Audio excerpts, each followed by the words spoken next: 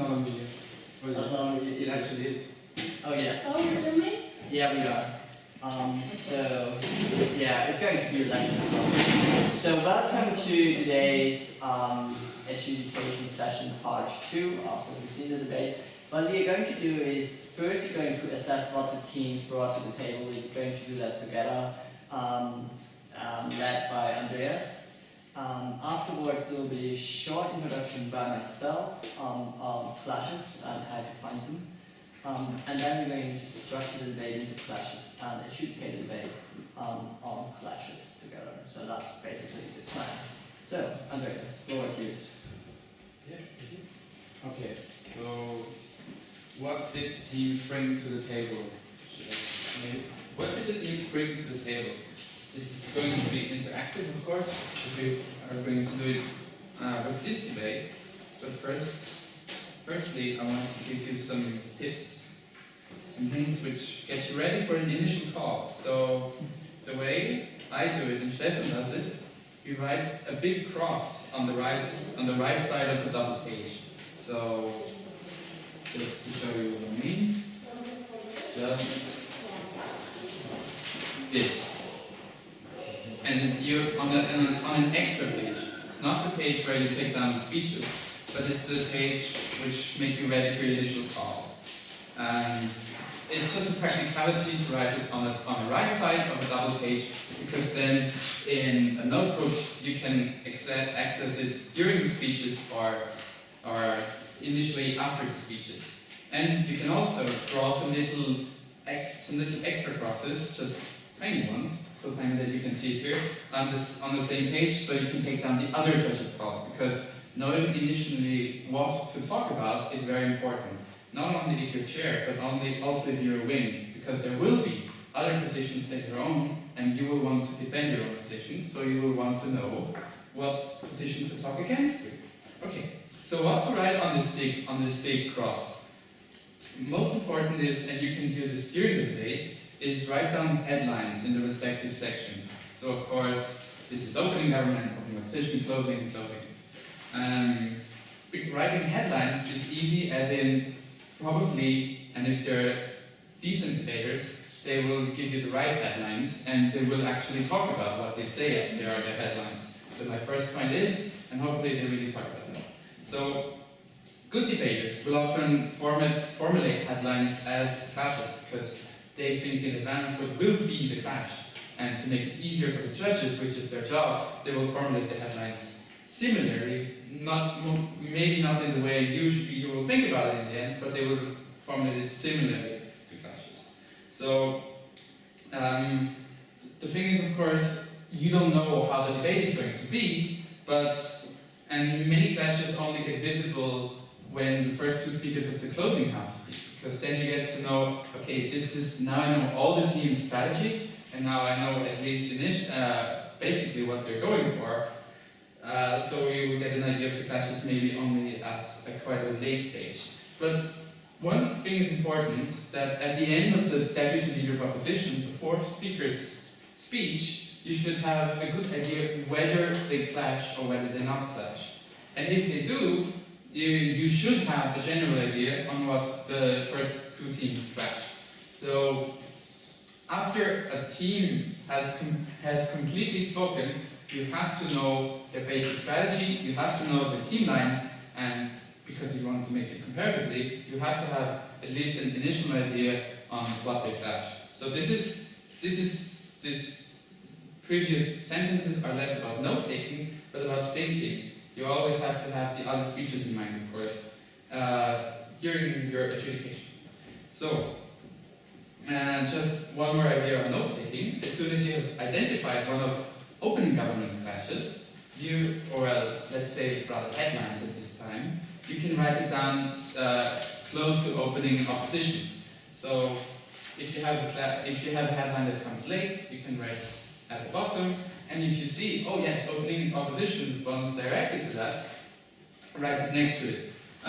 This is why I said that making your adjudication notes in a format that makes both speeches easily comparable to each other is not so important. It's more important to have the clashes next to each other, because This is the time when you won't have the time to flip back to your notes. This is the time when you talk about what's actually here, as soon as you have it. Then it's not the time to read through your notes again excessively, because then you will have to discuss. And only if you discuss, you get acknowledged by the judge. Okay. And that is... I think that's we for can go the time. to, Yes. we can go to the practical stuff. Good, yes. So if we look at the current debate, so what do you think did these teams bring to the table? What do we have for opening government? What is in your big cross? What did they bring for you? The first team? Or Yes. the first half? First team. We try to assess this in teams just because Okay, the so way. the first thing basically goes on telling us how ICC is best suited to do that, Okay. how domestic courts are not independent, and how... Okay, just the headline. That's the first point. Okay. What's the second point? An earlier point was, okay, why should we even prosecute? Why is this why? Okay, but what's the argument? That's an overall question. The argument is that failing democracy is a crime. Okay, that's a very good. That's definitely what they say. Is there Because another it's strictly based on- another point to that? They drew the parallel to rape, so the idea. Okay, yeah, that's the commonality. Yeah, Liam. There were 3 points. One, a human rights violation. Prosecuted violation of democracy is a human rights violation Yeah, because it takes away fundamental rights. 2, the ICC is objective, hasn't seen looked in the past. And 3, that not doing it will perpetuate the fake democracies Okay, in the long exactly. term. That's what we wanted to get the point. Is there anything else that you think is a very important point that came out of opening? And, It doesn't need we're not talking about analysis. We're just talking about that. and I don't know if that relates to the third point, but I think it was your own point that people lose faith in democracy.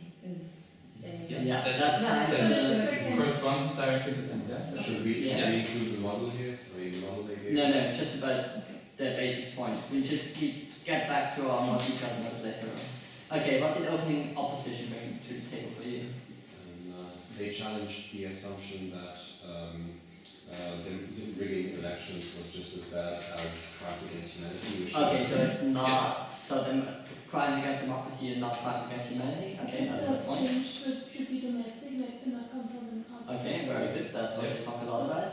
Undermines legitimacy of domestic court, so it's Yeah. Well, yeah, that's kind of the same thing. Yeah. No direct harm, and that's what they call it. That's a piece of analysis I would say that fits very well to the same headline as Andreas said. Yeah. And ICC can't prevent. That's Well, that's some people definitely need to something we dictate need to And that democracy needs time and there are different, that we can Are stop they- it at the first trial. Are they really saying a lot about that? No. Yeah, Are we who really succeeds sure? at the first time shouldn't stop trying. They Okay. usually That's said Did they say more on that?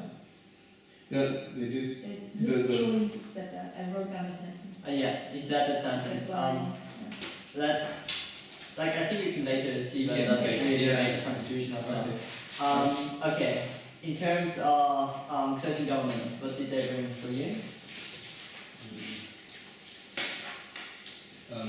They tried. Yeah, that's true. The way I understood it, they tried to put it as their own extension, this idea that this will foster the democratic process within the country.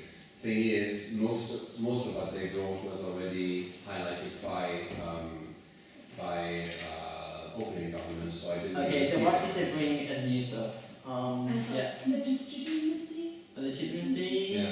Okay, like this idea that you cannot govern without having to sent by the people. Well, 3 points. 1, legitimacy comes from the people, or legitimacy of democracy comes from people. 2, legitimacy comes from international recognition. And 3, that this allows people to abuse the Western support.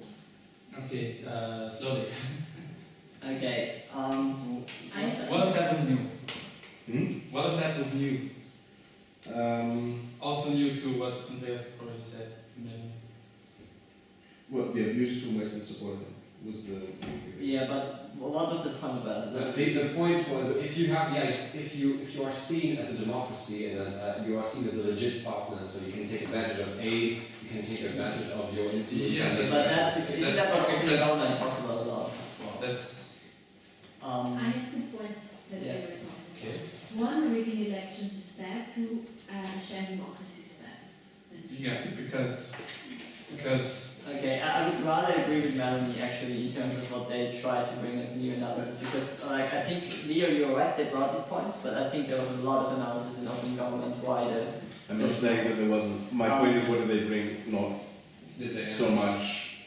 also It is only the analysis of what they brought to the table, not so much of how much of it is new or how much of it is better analysis. Yeah, okay. Also, and their shared democracy point, Melanie just mentioned also links to the no legitimacy without consent of the people. So it's basically Yeah, one like I think point. the framing was new, calling it shared democracy, I think.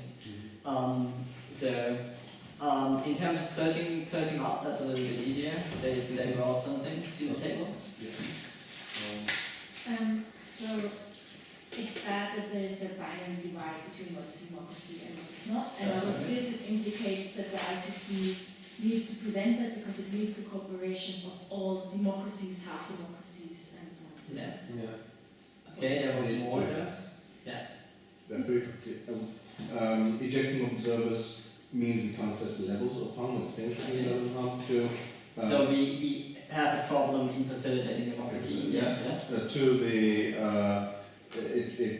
It is a requirement as a precursor for real democracy.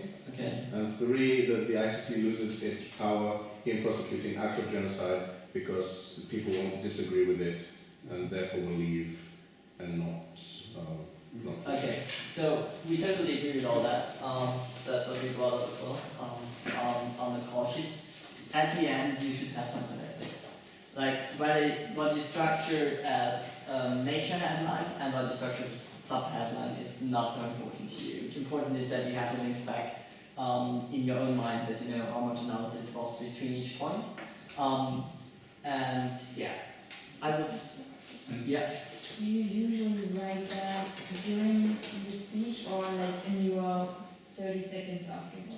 If you're good at it, you write it during the speeches. Like I used to write it during the speeches. Most of the judges don't, just because they're too busy listening. But it's very handy if you can, because that means you will have your immediate call pretty much instantly, because all the rest is just stuff that happens in your mind and can be done really fast if you're good at it. Yeah. Okay. In any way, this is what you should have at the latest point, at the end of the time the chair gives you to look through your notes. Exactly. Because This is without this, you cannot really take part in the discussion. exactly. This is the basis which you will work with. It just gives you an oversight of what has been brought to the table. And I'm now going to give you an introduction on how to use this to discern clashes and assess which team is more. Basically, good. The class or the clash stuff. So, the most basic question of clashes is, of course, to say, well, what are clashes in the end? To define a clash just as a point of disagreement is a little bit useless in the debate, because there's a lot of disagreement on both sides, of course. So what you should think of as a clash is a sub-question to the motion. A clash is always something that links to the motion in a way that it is like an issue that answers part of the motion, and where you could have the impression if the reasonable voter that answers the question with yes is more likely to be for the motion or other way around. So there's a logical link between the sub-question and the motion, and it gives the person more of a framework to divide a complicated question in. So where does this derive from? If you look at a motion like this, should the ICC do this? Or should the ICC prosecute crimes against humanity? This is not an easy issue. No person can grasp that at once. There's a lot of issues that are linked to that. And clashes are exactly those sub-issues that are discussed that should help you, if that was a real debate, make a decision whether this motion is a good thing or not. So it's in one way, it's a way how the debate is structured. Yes. Just to link it, it's also the burden. Well, yes. I'm going to cover on the adjudication perspective, like in terms of, for debating it's only very. But it's also important about clashes. With clashes, you always uncover some kind of common ground, something you agree on. If if you look at the present debate, for example, in order, if you know, each side needs to pick the listener up somewhere and take it to his side in order to win this debate. Like, take something the listener agrees with and convince him that if he agrees with A, he needs to be for the motion or against the motion. That's kind of the logical framework this works in. So how does this work in practice? In this motion, in this debate, and I take it already in advance, you can, for example, see that democracy is something most people would agree upon. And therefore, both sides try to show what leads to more democracy, because they want to pick up those people, or they want to pick up the party view that agrees with democracy being a good thing. So what the clash is basically the question, if you are for democracy, are you for the motion or are you against the motion? That's what both sides argue upon, right? So basically, this clash is like the taxi stand where they meet and try to get you to their side in order to take you through their side of the motion. It's kind of a stupid analogy. It doesn't make sense to you in some case. Like, you always have, if you for a clash, you always need that common ground. You cannot have a clash that is somewhere there. You need something you agree upon, where the clash basically blossoms from and derives from. That's something that's very, very important to know about clashes. And third, that's something I already said, the clash always needs to be logically linked to the motion, in the sense that if you're for or against it, you're also for or against the motion automatically, without too long of a link, because otherwise it just doesn't get convincing anymore, and that's just something that's natural to human being. So if they would be starting by talking about swarming bees, even if most of people would agree with that swarming bees are a good thing, they would probably never get you to agree with that motion because it's just way too long of a link. So I'd rather talk about democracy because that's something that's pretty close to the motion.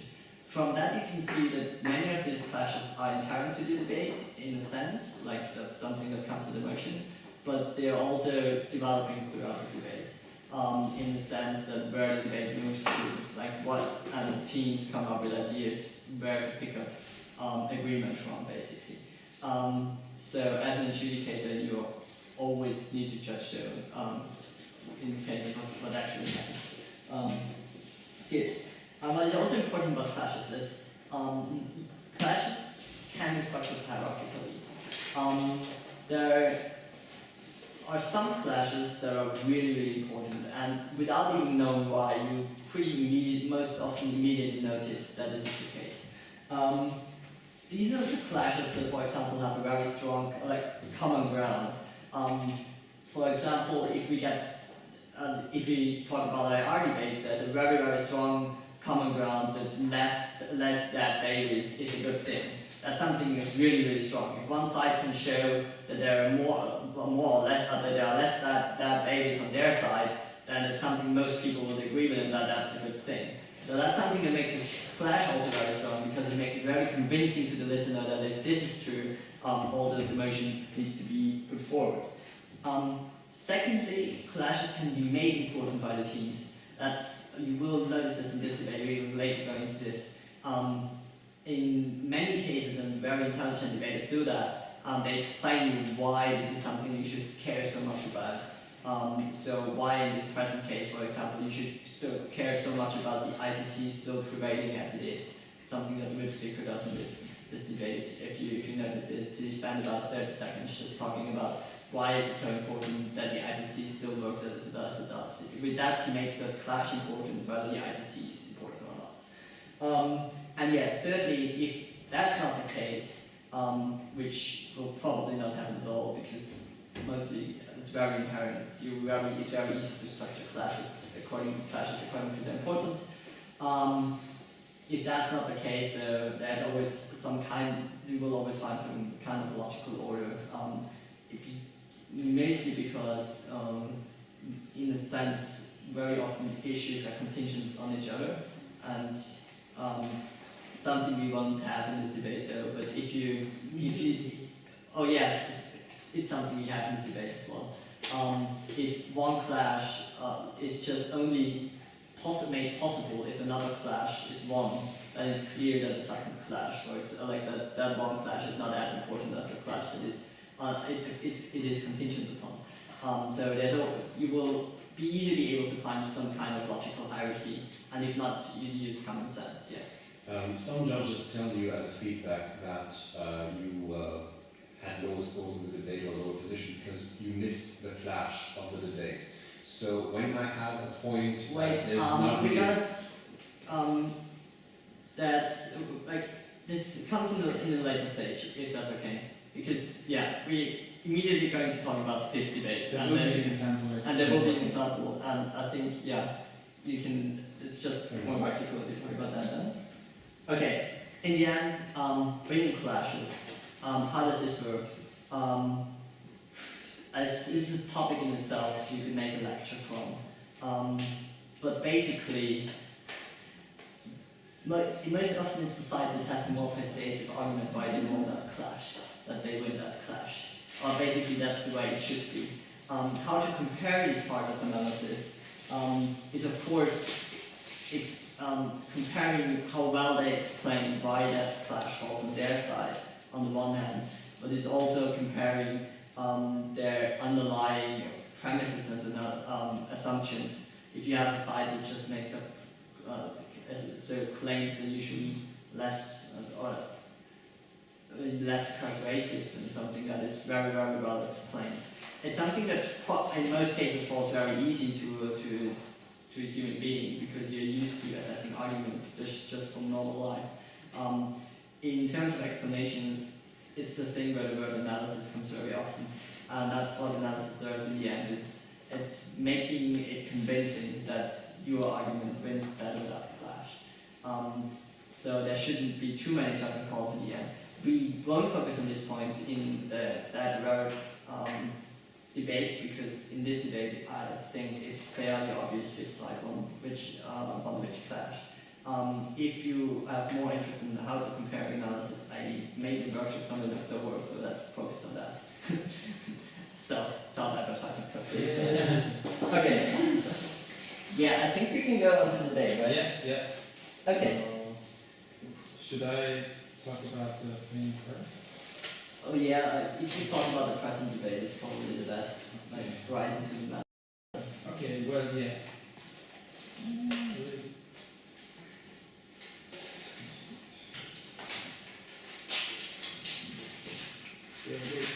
One second, back to slides before.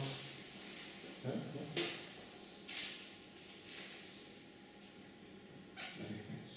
Okay, just to go over this quickly, and then we'll focus on the debate. So every team may define, of course, their own clashes, but even if the others don't directly respond to it, and this becomes a little bit important in closing a position. So some questions to highlight the clashes, so the practical part of what Stefan told you. What do they want?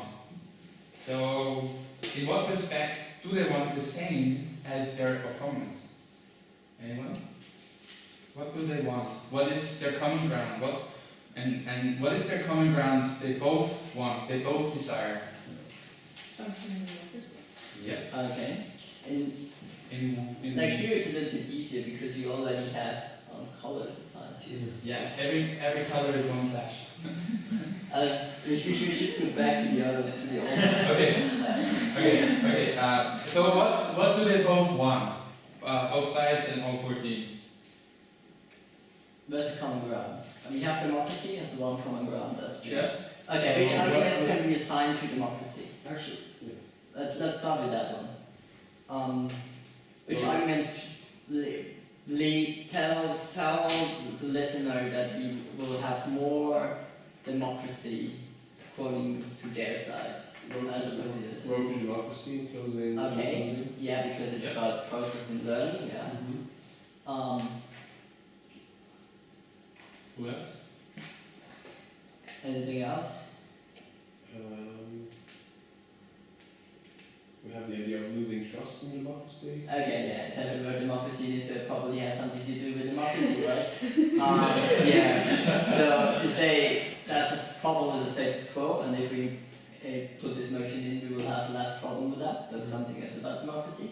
there's also the idea of this incentive to be a dictator. So it's not so much about maintaining democracy as in, okay, this will actually worsen the situation. That's very much about that.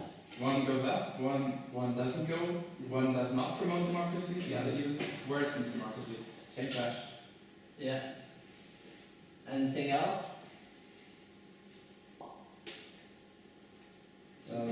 Well, yes, okay, assent necessity for government. Yes. Yeah, that's kind of a democracy. Is it really something that they say that will lead to more democracy? Is it more something that says that democracy is very important? Latter. It's more something of the latter. So let's keep it out for a second. What else do we have here? Is it What's then, in best interest for the ICC? Or are we just talking about is it really about so much about democracy? Oh no, I thought we were interest, moving on it's to the- the next not the slide, service. sorry. So, Okay, I would say that also closing Off's point about the importance of observers in seeing the elections is something that is very much about having more or less democracy. Good. What is the next common ground? what's we have? important for the best interest for the ICC? That's very true. What do we have in that regard? What do you mean when you say in the best interest of the ICC? Does the ICC How say I want the ICC once, or how can the ICC work most effectively? that's it exactly? Yeah. Or how does the ICC survive in the end? Like that. I think it's actually an underlying point to it. It's not so much about how the ICC survives, but whether the ICC is more effective at reducing harms. Yes. And And that's So if it could survive, yeah. The same clash is, situation so of- is the ICC the right actor? Right? Can we agree on that? That's something. The common ground is you only want the ICC to do this if it makes sense that the ICC does this. That's kind of the common ground we have. It's kind of the truth, isn't it? It's a good common ground because it sounds so true that it can obviously not be wrong. Okay, what do we have in that regard? We have the harms on the work of the ICC from closing up, of course. then first drop position, That here, yeah. first opposition. What do we have from first? Oh, perceived as Western and really effective. Okay. It's nice that the word ICC. Is it with democracy? Yes, and that here as well. Okay, it's basically all the ICC points. Okay, then we have that here, and this crimes against humanity stuff staying up here. Well, the crimes against humanity is actually, in my opinion, another clash on another level, which I think closing opposition presented in a far better way, in that they say it's not just about democracy, it's about the welfare of the population. And we see crimes against humanity the way we define it, with actual bodies and dead people as a greater harm. But let's get back to the system. So what's the common ground we have? It's basically we do not want to prosecute it if it's not a crime against humanity. Right? That's something we more or less agree in this debate. Okay, we have then the stuff on here, up here, right? You said? That's crimes against humanity. Yeah. Opening up, doing something on that. We definitely have some, that's democracy point is something that kind of fits into, because if democracy is so important, working somebody apart. From that is the legitimacy point is probably also crime against humanity. It's not there, but they had this idea of, okay, incentive to be a dictator. That's more something that doesn't lead to more or less democracy. That's more very practical, right? Well, Incentive. they said that they would be more aggressive against their own population.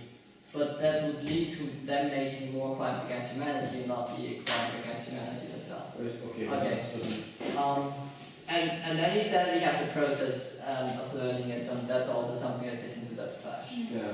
And something they also agree upon, at least on the law they have, is that the ICC is historically good at it. And the first proposition says because it's good at it, it should do it, and the second part says because it's good at it, it should stay or you do that. Yes. But that's the yeah, battle of the better or worse to use them. Okay, so we very much. Just one more point on identifying clashes. Can I say? Yeah. Okay, so another way to highlight and identify clashes is what was most disputed directly. That's rarely the clash itself, but it's a lot about the underlying assumptions and desires. What do they want? What is their common ground? And what are their initial beliefs, their initial assumptions? So what was most disputed directly, how does this become obvious? Any idea? It's in the debate. What do they directly dispute with each other? There's one way, there's one, yes, of course. So, what is this one? There are several POIs on one subject. Mainly that one country worked. Yes, it's about the South Africa POI. And both sides got the laughs with it. So, of course, South Africa is not the clash here, but it is about an underlying issue. An underlying issue that connected to the clash of democracy and how to get to democracy. And what is the road to transition to democracy? And we will see, of course, which team made that best. And also, yeah, Do you write down POIs then separately, or you just search them in your notes? I usually write them down on my call sheet as well if they're really important, like something like that. There's another very, very important POI that helps you with clashes, assessing clashes, by the way. It's asked by Bill Jones in the speaker. Did you catch that one? Which is It's when the job has to be closing up. Yeah. Yeah, sure. If they're true democracies or something? I No, don't no, no. something about institutions? Yeah, the formal institution that block democracies, or a formal institution that block democracy. Yeah, exactly. Would you please engage with the 7 minutes of my Yeah. speech?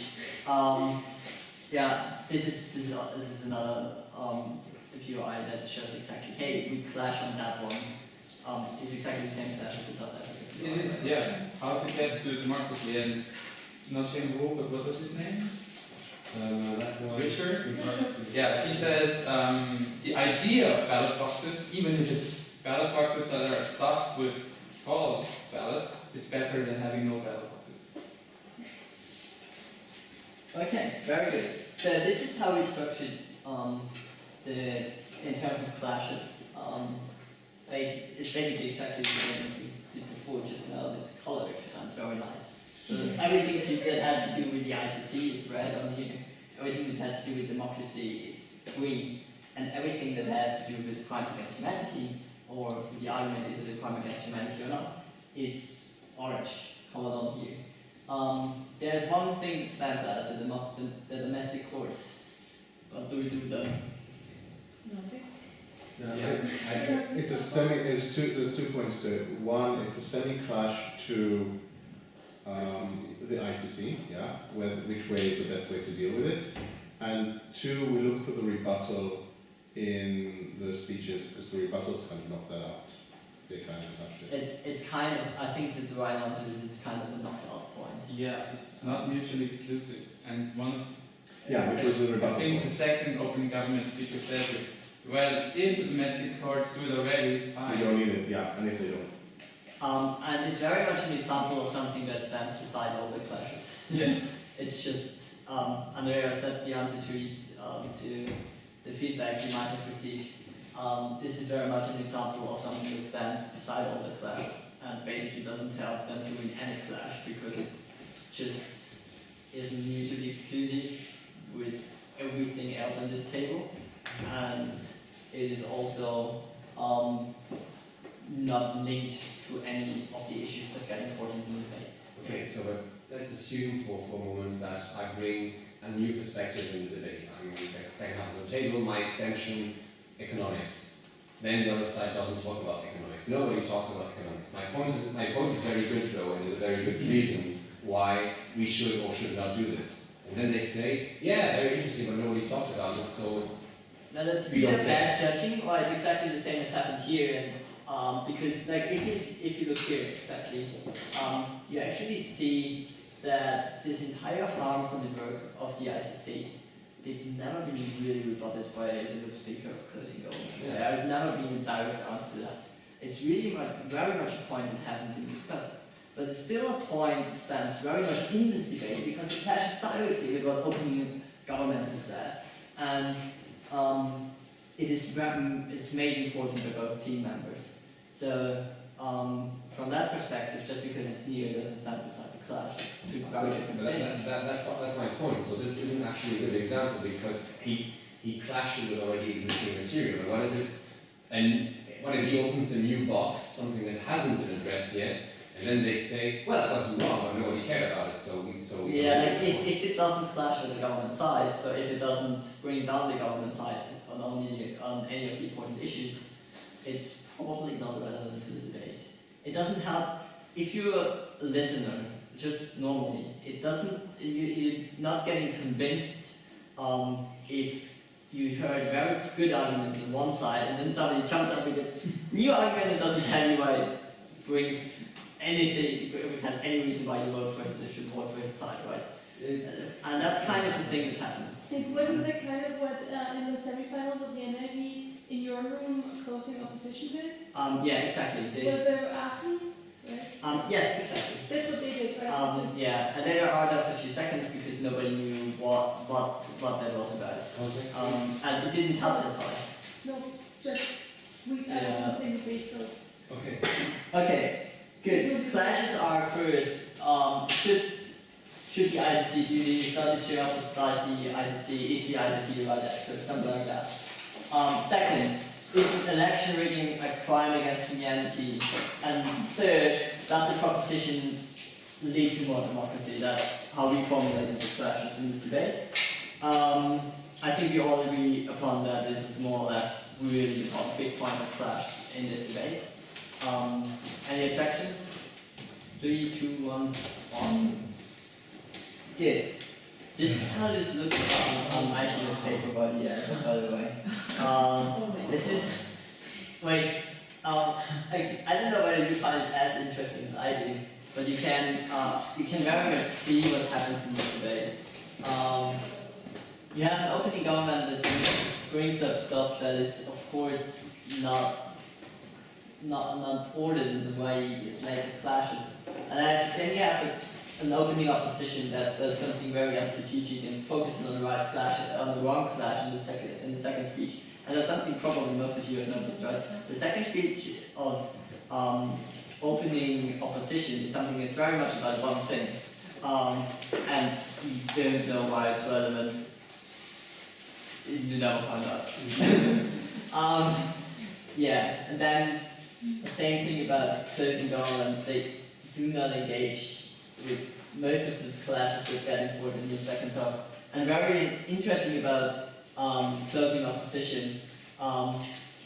Cheng-Wu focuses on all three, has something to contribute to all three clashes on the table.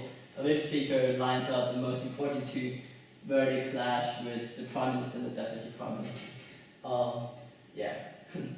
But the interesting thing is these clashes almost grasp everything of the debate. So it shows that we obviously did a good job in aggregating this debate, because it means there's not stuff left we didn't deal with. Good. Hierarchy of clashes. Now, well, maybe I should ask you first. What is the most important clash? Yeah, The other one? No. You just said it. No, that's right. Why? But number one is number. I don't know where is it. No, because I just said because I saw him. Okay. Yeah, I would say is the rigging a crime against humanity underpins, I think, all of the other points. Because if it's not a crime against humanity, it's not a human rights violation, then the ICC doesn't need to be intervened with it, and it's not as bad a problem. Okay. No, well, I think your argument here is actually highlighting the importance of the first clash, which is, should the ICC do this? Because the ICC, it's not, it's It answers the question, should the ICC do it? If it's not a crime against humanity, then the ICC should do it. Should the ICC do this is the motion, not the clash. No, the idea is, he's saying the ICC should only do this if it's a crime against humanity. Yeah. But there might be a disagreement. But that's a good question. I think there's a very good answer to that. Assuming it's not a crime against humanity, but we find out that if we do that, it leads to so much more democracy, and the ICC is splendid at doing it, would we still be doing it? No. Yes.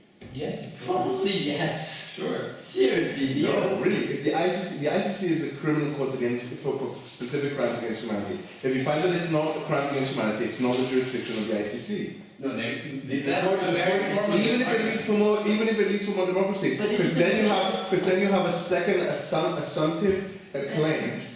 Well, no, but there's an underpinning assumption there that the job of the ICC is to bring about democracy, which is exactly what the second opposition clashed against, saying that no, because no one agrees on democracy, and exactly what the first half say, that no, that democracy isn't necessarily in and of itself the right, and that by getting the ICC to work, you won't get it. So you have to show that the responsibility of the ICC is to deal with things that are not crimes against humanity first. Just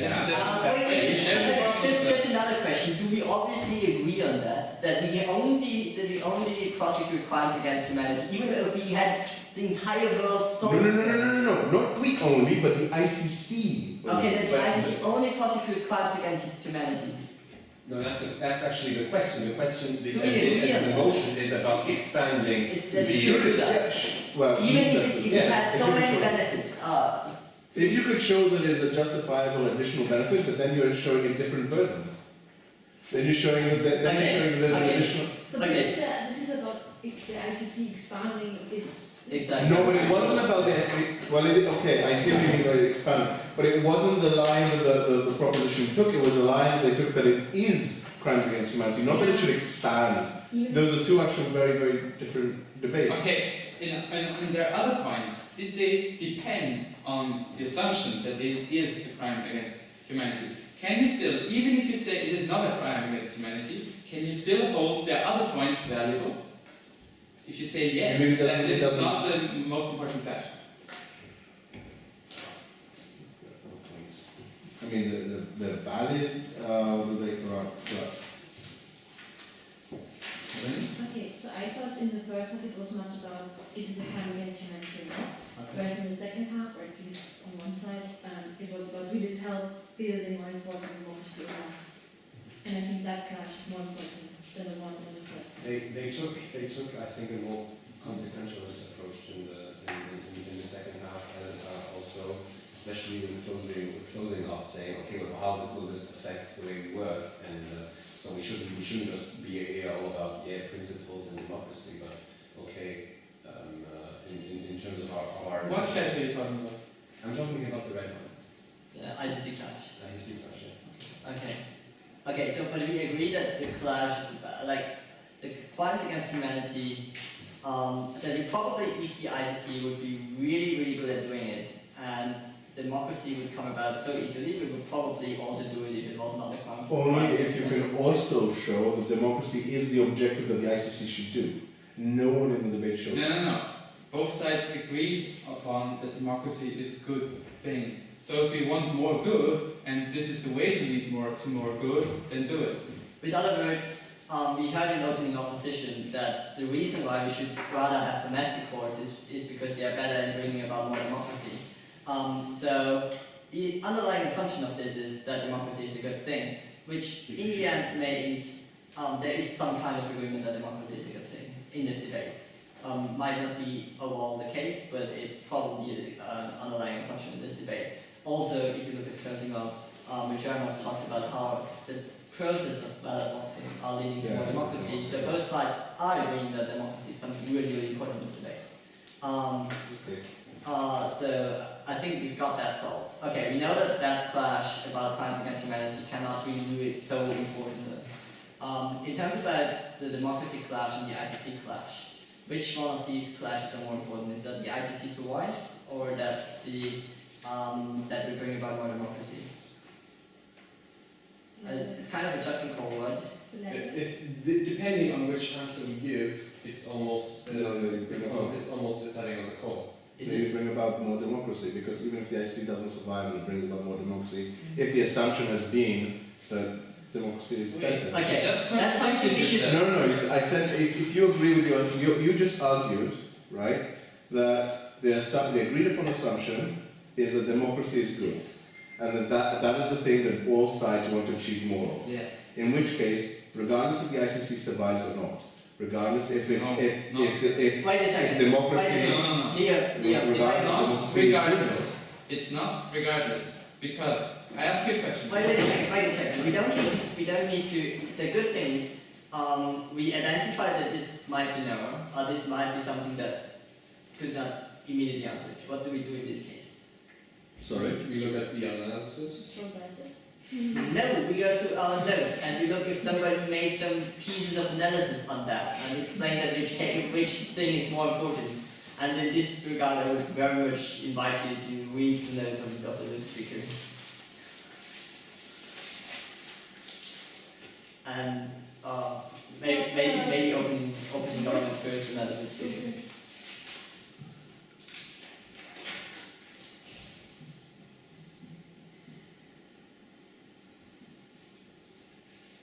Well, I mean, Richard Sims does argue that whether the ICC succeeds is the most important thing,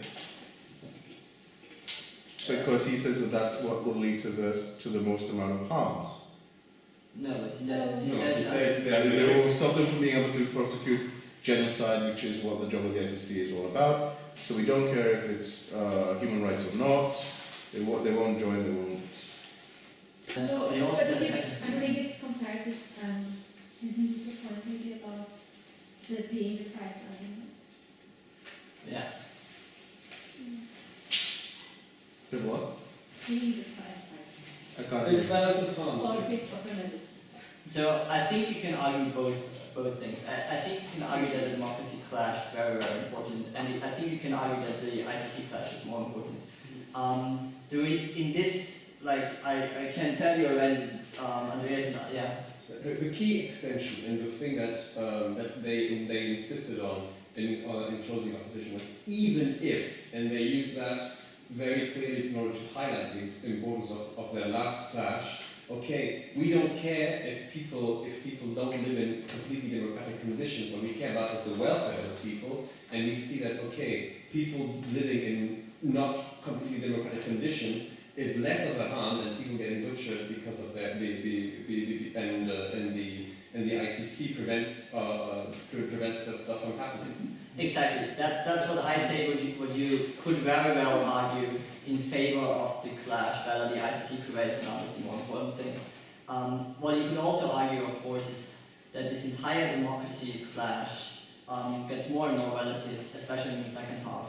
Like we have. Is that paying the price argument? Did you say? No. Wait, paying. I don't have the same labeling as you. But in the first half, if you look at the first half, you have this very, very absolute stances on democracy. Like it's either democratic or it's not democratic. And in the second half, this gets more and more nuanced in the sense that they say, well, no, this is a process. And this is a very, very credible piece of analysis because if you look at most countries, it's indeed the case that there is first a few ballot boxes and then first elections, and then finally this develops to a democracy, which is also one with the ICC fund. By that, the entire absolute democracy that is proposed and made important by opening government gets a little bit less value through that analysis, because of course if you want, it's obvious that you don't only want to have more of these perfect democracies, you also want to have some of these transitioning democracies, in which case the entire democracy balance is a little bit falling out because you don't know which kind of democracy you're actually promoting. So that's another thing that makes the ICC clash very, very important. Plus the analysis of the whip speaker that actually tells you, well, ICC is most important because without the ICC that motion would not even work, right? And that's the point. It's not that makes the third clash, crimes against humanity, and also promoting democracy less relevant, because if government side wants the ICC to do this, then there's a problem if there's no ICC, because as closing opposition says, it's weakened by that. Maybe not destroyed, but at least weakened. So that kind of makes it get on top over the other two clashes. Yeah, I mean, you could still make a case for the democracy clash just by arguing that saying this is the most discussed clash in this entire debate.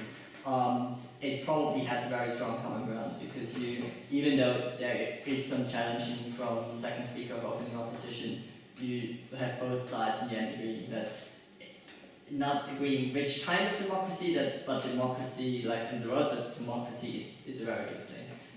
So that would be the case for the democracy clash. Thing is, just by doing that, we have now decided that closing opposition is first, basically. Well, not. I wouldn't necessarily say that the difference is made only by that. But one thing you have to mind, like I think, like just a very handy piece of practical hint. If you have such a situation, look for something that is sad.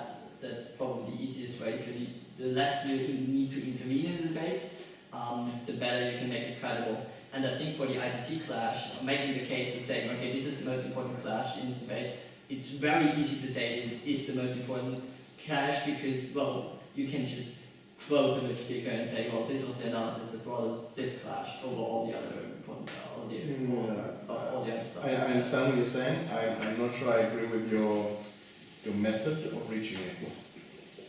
Okay, so basically we just look into the speeches to see what has been said. Well, partially yes, but partially also I do.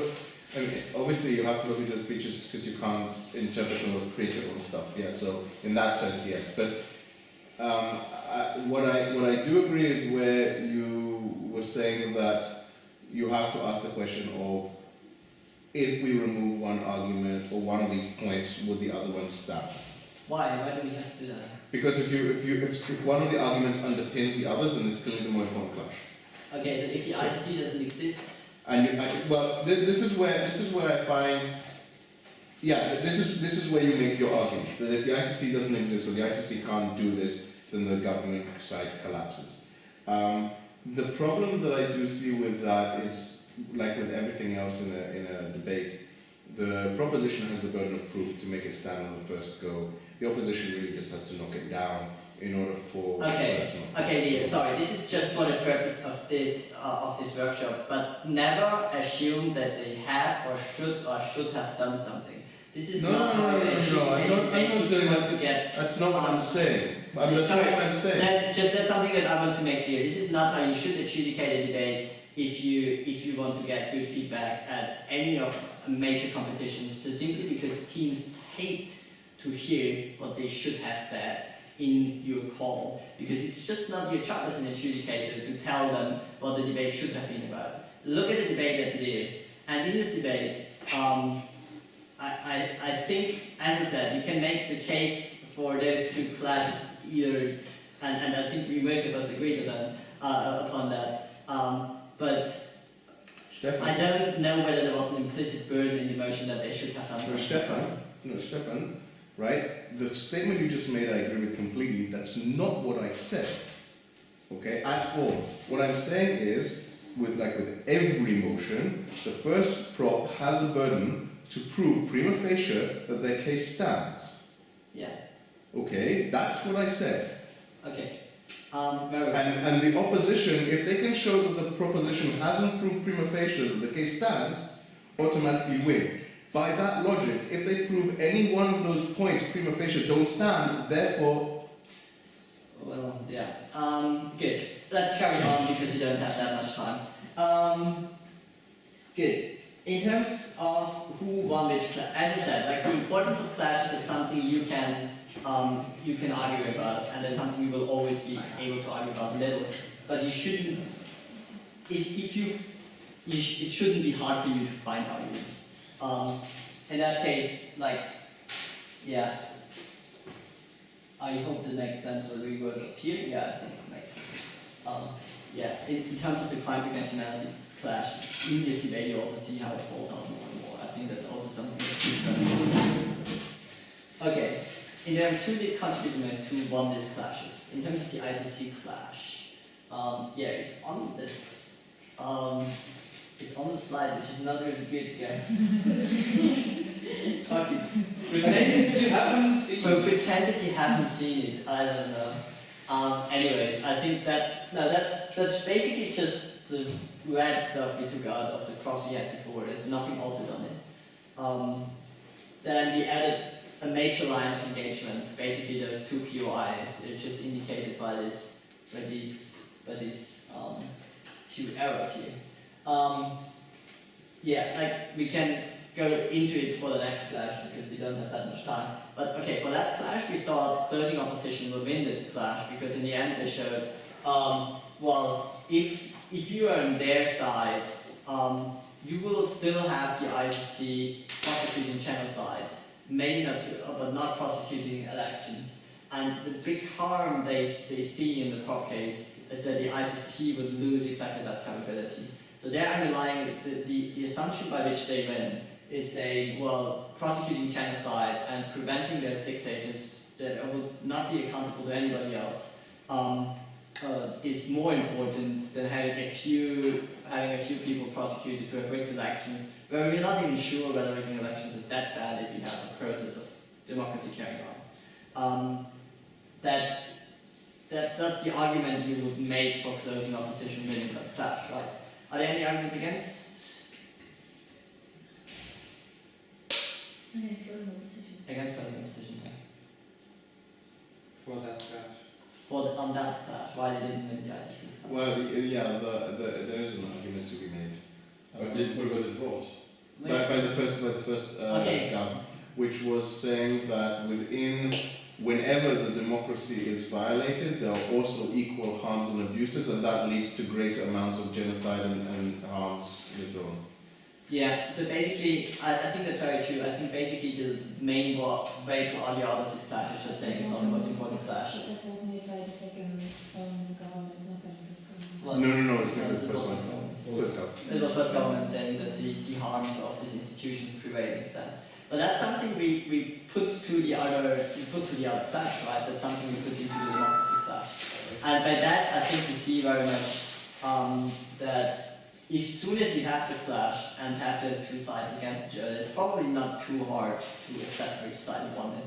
I think in this debate it's very clear that certain opposition, for example, won the idea where the ICC will be better off surviving. Okay, in terms of the second clash, in terms of the democracy clash, whom against whom? Whom do we have in that clash? Based on your cross. We again have closing opposition, Okay. especially in the wit speech. Okay. So you're not only saying they're on that clash, but also they're storming that clash. Yeah, I would say that. Yeah, good. Okay. Who else do we have? Who talks about democracy? Well, the opening government again. So we also have a long diagonal. Okay. What does opening opposition do in that?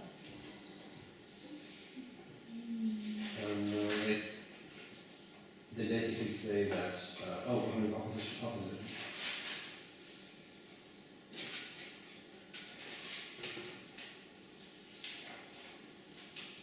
Well, they basically say that democracy, it has such an impact on the livelihood.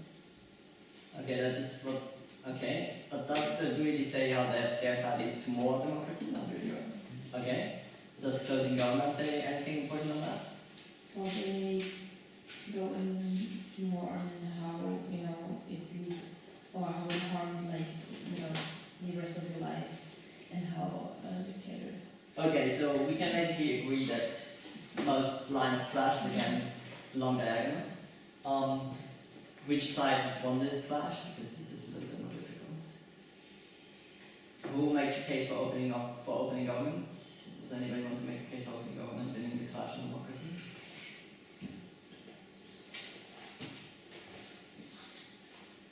Nobody. The thing is, this idea, it was very important, this idea of, bogus democratic institutions, so having this facade of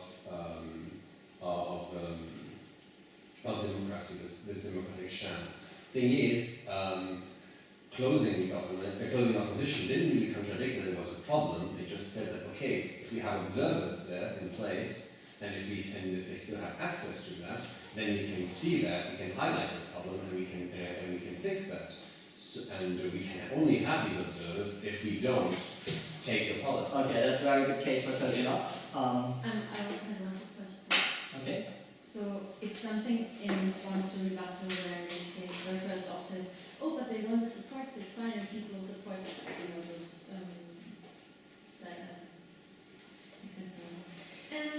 and then what they say is, because of that corruption, people stop negotiating within the state, and that's harm. And they lose their trust in democracy. Yeah. Exactly. That's a very very good argument for opening up. No? Yeah, and they also say that it sends the right signal to other countries and sets international standards. Okay. That's very true. So I think you would have to weigh those two. Yeah. Thing is, once again, that's my perspective, but I feel really the top half was more on principle, whereas the lower half, and especially closing opposition, was more on efficiency and consequentialism. So if you see, even if that point stand, and okay, we want to promote democracy, and yes, is actually going to work, is where they are strong, and why I see them as winning the clash. Yeah. I also think this is very much a judgment call, that average reasonable voter would be like sometimes for and sometimes against it. The way you decide is in judging panels is fortunately you have more people arguing and more people being convinced by one side or one by the other. But Yeah. even if they win that clash, the other clash is still superior to that one, and so it's still Exactly. that's all. Exactly, this is how you would be, at least you would be agreeing that this is very narrow, but you would see it's still easy to make a call because you still have closing up or opening government, probably even if opening government is that clash. Good. Last clash, in terms of crimes against humanity, where do we have the talk about that one?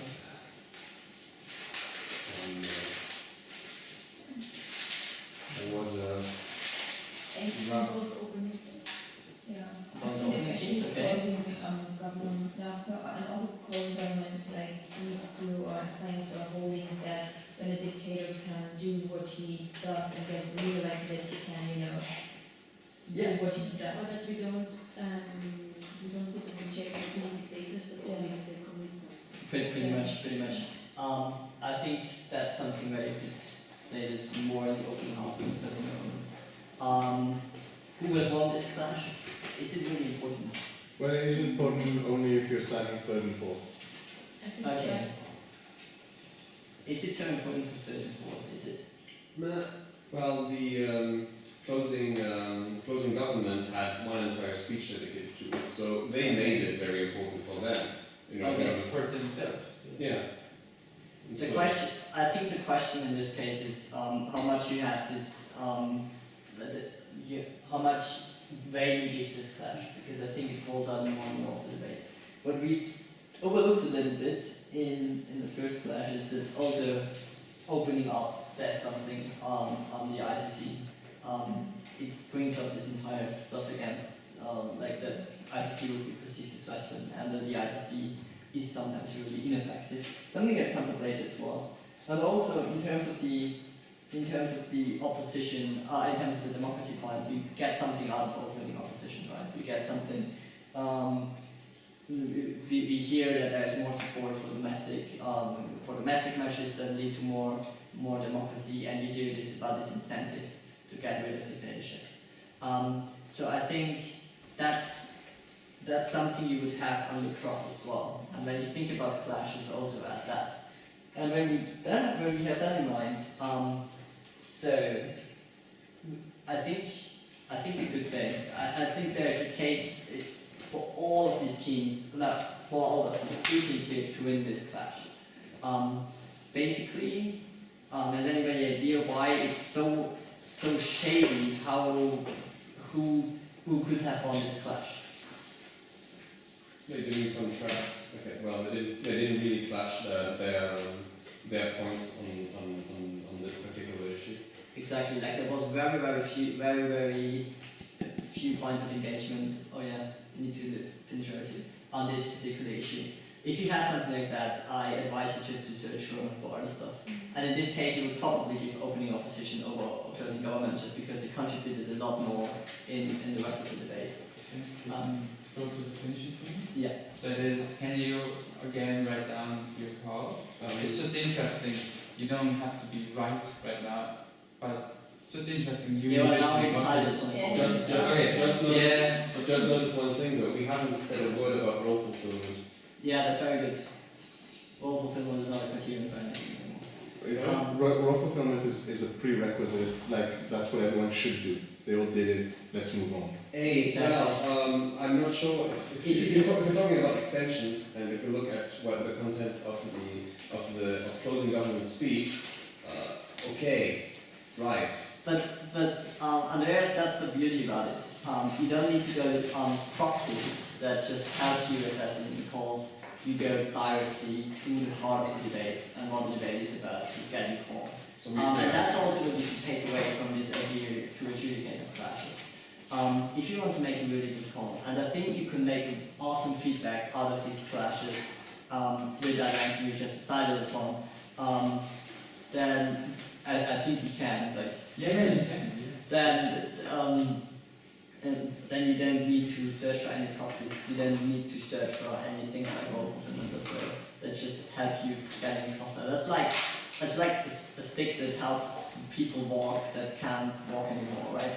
But it's nothing that the genius needs in the end, or nothing that the good adjudicator needs in the end.